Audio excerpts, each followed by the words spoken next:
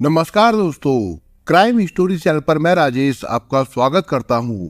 दोस्तों, आज मैं आपको अपराध की जिस वारदात के बारे में बताने जा रहा हूं, वो वारदात मेरठ उत्तर प्रदेश में हुई थी। तो चलिए दोस्तों, जानते हैं इस वारदात के बारे में। बात 22 मार्च 2023 की है। मेरठ शहर के थाना दिल्ली गेट के एसएचओ ऋषिपाल ऑफिस में बैठे अखबार देख रहे थे। तभी दो युवक उनके पास आए। दोनों के चेहरे पर परेशानी साफ झलक रही थी। उन्होंने एसएचओ साहब को सलाम कहा तो उन्होंने उन्हें सामने पड़ी कुर्सियों पर बैठने का इशारा किया। दोनों बैठ गए। कपड़ों और चेहरों से दोनों मुसलमान दिखाई पड़ रहे थे। कहिए, थाने में आपका कैसे आना हुआ? एसएचओ ऋषिपाल ने पूछा। साहब, मेरा नाम शाहिद बेग है। एक छरहरे बदन का युवक अपना परिचय देते हुए बोला। मेरे साथ मेरा साला दानिश खान है। मैं आपके पास अपने दो बच्चों के गुम हो जाने की फरियाद लेकर आया हूँ। मुझे शक है कि मेरे दोनों बच्चे कत्ल कर दिए गए हैं। कत्ल की बात सुनकर ऋषिपाल चौंक गए। वो कुर्सी पर झुकते हुए बोले, आपको ये शक क्यों और कैसे है कि आपके बच्चों का कत्ल कर दिया गया है? साहब, निशा ने मेरे 3 बच्चों को पहले भी मार डाला था। अब मेरे बेटे मेहराब और बेटी कोनेन की भी उसने हत्या कर दी है। निशा ये कौन है? मेरी बीवी है साहब। एक नंबर की मक्कार, चालबाज और फरेबी औरत है।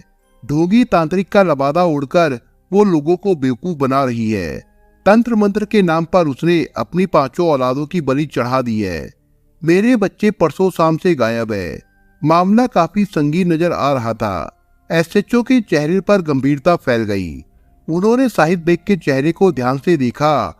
वो काफी परेशान और दुखी दिखाई पड़ रहा था। शाहिद बेग, मुझे सारी बात विस्तार से बताओ। साहब, मेरा निकाह सन 2001 में निशा के साथ हुआ था। वो शुरू में बहुत नेक और शांत स्वभाव की थी। वो मेरे 5 बच्चों की माँ बनी। तब तक सब कुछ सामान्य चलता रहा। बाद में निशा में तेजी से परिवर्तन आ गया। वो खुद को तांत्रिक बताने लगी। उसकी बातों में अनेक अनपढ़ गरीब लोग आ गए। मेरे घर पर लोगों का जमावड़ा लगने लगा। मैंने उसे समझाने की बहुत कोशिश की, लेकिन वो नहीं मानी। वो कहती है, मैं तुम्हारे घर की खुशहाली के लिए सिद्धि प्राप्त करने की कोशिश कर रही हूँ। तुम देखना, मैं तुम्हें दुनिया का सबसे बड़ा अमीर आदमी बना दूंगी। वो घर में अजीब अजीब तंत्र मंत्र के टोटके करती है। उसकी हरकतों से परेशान होकर मैंने घर छोड़ दिया। मैं बच्चों को साथ रखना चाहता था, लेकिन निशा ने बच्चे मेरे हवाले नहीं किए। कुछ दिन बाद मुझे पता चला कि मेरे 3 बच्चे गायब हो गए हैं। मैंने निशा से मिलकर बच्चों की बाबत पूछा तो वो तरह तरह के बहाने बनाने लगी। कभी कहती कि वो पीर बाबा के मुरीद बनकर घर से चले गए हैं, तो कभी कहती कि अजमेर शरीफ में उससे बिछड़ गए। मैं तब चुप हो गया। अब उस मक्कार औरत ने मेरा बेटा और मेरी बेटी को गायब कर दिया है। मुझे किसी ने बताया है कि निशा ने तांत्रिक शक्ति पाने के लिए मेरे बच्चों की बलि चढ़ा दी है। साहब, आप उस औरत को कोतवाली लाकर पूछताछ कीजिए। सच्चाई सामने आ जाएगी। एसएचओ ऋषिपाल ने शाहिद बेग की बातों को गंभीरता से सुना। उन्होंने साथ में आए दानिश खान की तरफ देखा। दानिश खान, आपको अपनी जीजा की बातों में कितनी सच्चाई नजर आती है? ये हकीकत बयां कर रहे हैं साहब। मुझे निशा को अपनी बहन कहते हुए शर्म आती है। उसने मेरे मासूम भांजे भांजियों का कत्ल कर दिया है। उसे गिरफ्तार करके सख्त से सख्त सजा दीजिए। ठीक है, मैं निशा को यहाँ बुलाकर पूछताछ करता हूँ। आप अपनी एफआईआर दर्ज करवा दीजिए। एसएचओ ने बड़ी गंभीरता से इस मामले को लिया। उन्होंने तुरंत निशा को पकड़कर लाने के लिए एक पुलिस टीम खैर नगर भेज दी। इसकी सूचना उन्होंने अपने वरिष्ठ अधिकारियों को भी दे दी। पुलिस टीम निशा को हिरासत में लेकर थाने लौट आई। जब उसे एसएचओ के सामने लाया गया तो वो जरा भी भयभीत नहीं थी। उसने साड़ी ब्लाउज पहन रखा था। पूरे श्रृंगार से सजी धजी हुई थी। वो शान से आकर उनके सामने तनकर खड़ी हो गई। उसने एसएचओ के चेहरे पर नजरें जमाकर उपेक्षा से पूछा, मुझे यहाँ क्यों बुलाया है?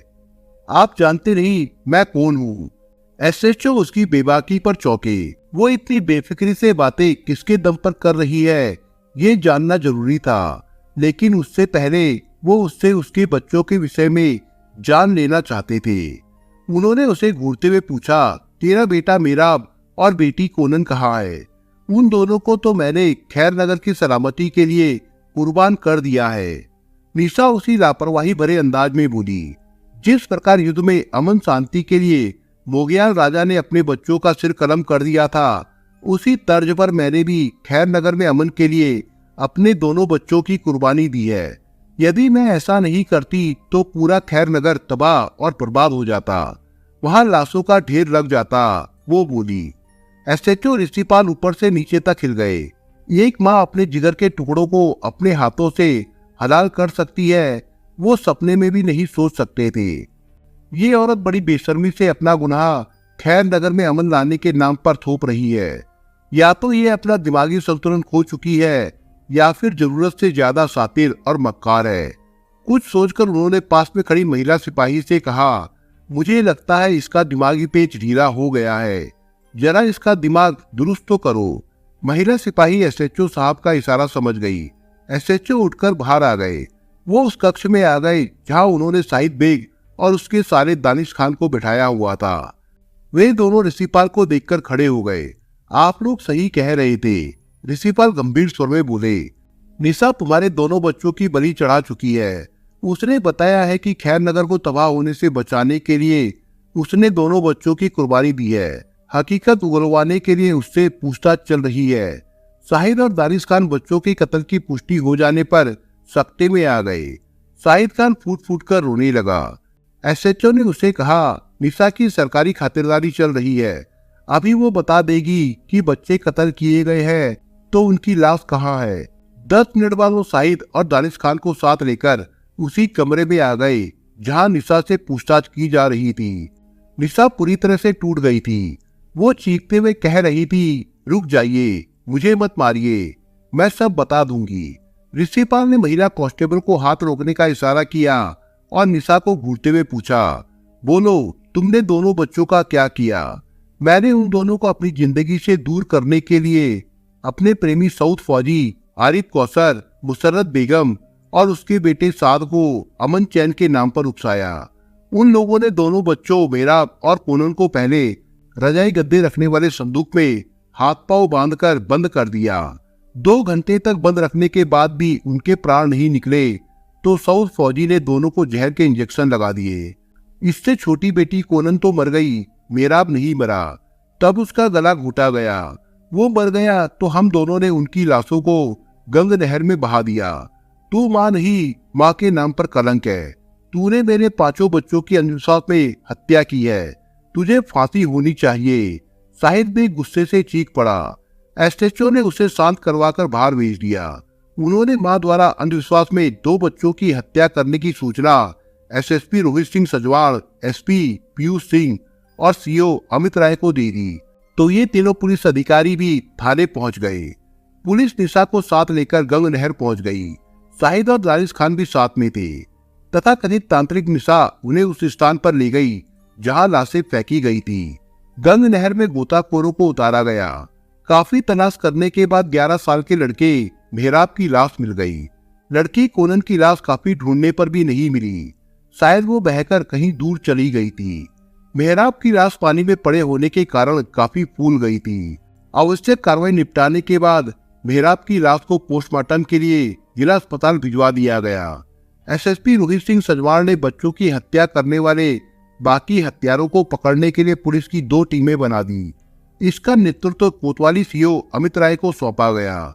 निशा ने मुसर्रत, कौसर, साद, आरिफ और प्रेमी सऊद फौजी के पते ठिकाने बता दिए। उन लोगों की गिरफ्तारी के लिए पुलिस टीमें रवाना कर दी गई। निशा के अब्बा अम्मी पहले दिल्ली गेट के पटेल नगर में रहते थे, अब ये लोग हापुड़ चुंगी में स्थित इकबाल नगर में रहने आ गए थे। निशा बचपन से सुंदर थी। हया और शर्म का निशा से कोसों दूर का वास्ता था। वो किसी भी पुरुष से हंस हंस कर बातें करने लगती थी। सामने वाले को लगता था कि मछली उसके कांटे में उलझ गई है, जबकि ये उसकी भूल होती थी। निशा वो चिकनी मछली थी जो किसी के हाथ नहीं आती है। निशा की बेबाक हरकतों का पता उसके अब्बू को भी था। निशा की बेलगाम जवानी को एक ठोर चाहिए था। समाज में निशा कहीं उनकी नाक न कटवा दे, यही सोचकर उसके अब्बू ने उसके लिए शाहिद बेग को चुन लिया और उसके साथ उसका निकाह कर दिया। निशा को दुल्हन के रूप में पाकर शाहिद बेग बेहद खुश हुआ। शाहिद भी हंसमुख प्रवृत्ति का था। वो एक जूता बनाने वाली कंपनी में नौकरी करता था। हसीन बीवी पाकर शाहिद बेग अपनी किस्मत पर मूला नहीं समाया। उसने निशा की छोटी से छोटी फरमाइश का पूरा ख्याल रखा। सोहर का पूरा प्यार उसे दिया। सोहर का भरपूर प्यार पाकर निशा मूल रूप से उसे समर्पित हो गई। एक एक करके उसने शाहिद बेग को 5 बच्चों का बाप बना दिया। परिवार बढ़ा तो घर के खर्चे भी बढ़ गए। अब एक सीमित आय में इतने बड़े परिवार की गुजर बसर नहीं हो सकती थी। इसके लिए शाहिद परेशान रहने लगा। निशा सोहर को परेशान देखकर खुद परेशान हो गई। वो इस परेशानी से निकलने की राह तलाशने लगी। निशा को याद था कि एक बार उसकी अम्मी उसे किसी तांत्रिक के पास लेकर गई थी। अम्मी के साथ पड़ोस की सायरा चाची थी। सायरा का बेटा हामिद आवारा किस्म का था। वो चोरी, छीना झपटी इत्यादि काम करता था। कभी पुलिस उसे तलाशती हुई चौखट पर आती थी तो कभी पड़ोसी शिकायत लेकर आता था कि हामिद ने उसकी बकरी खोलकर कसाई को बेच दी है। सायरा परेशान थी। बेटे का मोह हर माँ को होता है। वो हामिद का दिमाग दुरुस्त करवाने के चक्कर में मेरी अम्मी को लेकर उस पहुंचे हुए तांत्रिक के पास आई थी। तांत्रिक ने सायरा चाची से तंत्र मंत्र की एवज में 5,000 रुपए ठग लिए थे। चूंकि उस तांत्रिक का कोई उपाय हामिद को सही रास्ते पर नहीं ला पाया था, इसलिए यही कहा जाएगा कि उसने सायरा चाची के 5,000 रुपए ठग लिए थे। निशा के दिमाग में यही धंधा जम गया। उसने अपनी बैठक वाला कमरा तंत्र मंत्र की दुकान चलाने के लिए ठीक कर लिया और आसपास में प्रचार कराई कि वो किसी भी तरह की भूत प्रेत और चोरी की समस्याओं का तंत्र मंत्र से निदान कर सकती है। दूसरे दिन आसपास की कुछ महिलाएं अपनी समस्या लेकर उसके पास आई। निशा ने उनकी समस्याएं एक एक करके सुनी। झाड़ फूंक करके किसी को अभिमंत्रित जल पिलाया, किसी पर छिड़काव किया और किसी को चाटने के लिए भभूत दी। ये सत्य है कि 2-4 पर ऐसी क्रियाएं की जाए तो उन पर मनोवैज्ञानिक प्रभाव पड़ता ही है। 4 में से एक खुद को भला चंगा समझने लगता है। इसका श्रेय निशा को मिलने लगा तो उसके यहाँ भीड़ बढ़ने लगी। वो बहुत कम रुपए लेकर लोगों की समस्या ठीक करने का ढोंग करती। उसकी दुकान चल निकली। शाम तक वो 1,000-2,000 रुपए इकट्ठा कर लेती थी। इससे उसकी आर्थिक परेशानी ठीक होती चली गई।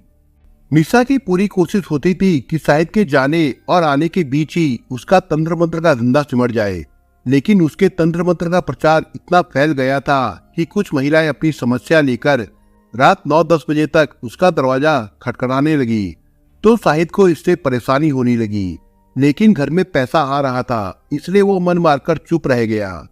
निशा रात 10 बजे तक बैठक में समस्याएं लेकर आने वाले पीड़ितों से घिरी रहने लगी। देखते देखते कब 5 साल निकल गए पता ही नहीं चला।